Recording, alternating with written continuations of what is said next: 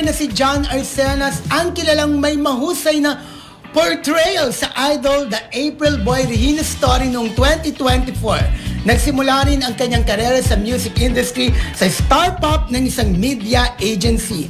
Bago ang kanyang pagkanta-kanta, nagsimula siyang makilala sa roles niya sa Netflix youth series na Happy Crush at ang musical stage production na Juan Luna, Isang Zarzuela. Sa mga ito, ano naman kaya siya kung wala siya showbiz at kung hindi siya star? Roll BTR. Ako artista at singer. Ako po ay isang arkitekto dahil nagsimula po talaga ako as an architect. Gusto ko ako ng PS Architecture. Yun po, gusto ko pa rin bumalik sa pagiging arkitekto. Pero dito muna ako sa passion. Kasi gusto ko talaga. Ayun. Parang gusto niya maging architect. Architect. Kung hindi siya napasa. Pero pwede naman yun, di ba? Correct. Alam mo, itong si John Arcenas, kinuha ko dati siya sa isang event, napakahusay niya talagang umawit. Kaya hindi kataka-taka na naging champion siya sa isang singing contest. Pero bata pa naman siya. Kumbaga, pwede pa naman niyang ma-achieve.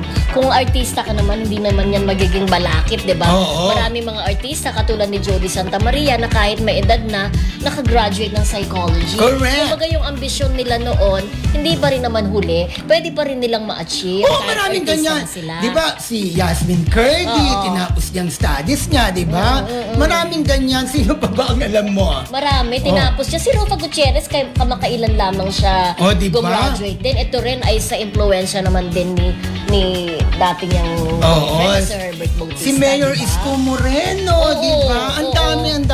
Hindi pa huli. Kaya kung ang pangarap mo o kung hindi ka naging star dyan, ay naging architect ka, ituloy mo lang yan. Correct. At nakakatuwa itong segment natin, di ba?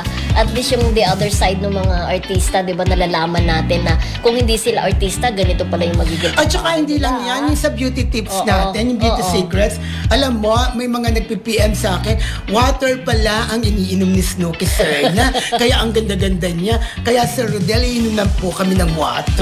Kung di pa dahil kay Snooki, correct. At saka si Carmi Martin, di ba? Yung bawas-bawasan ng rice.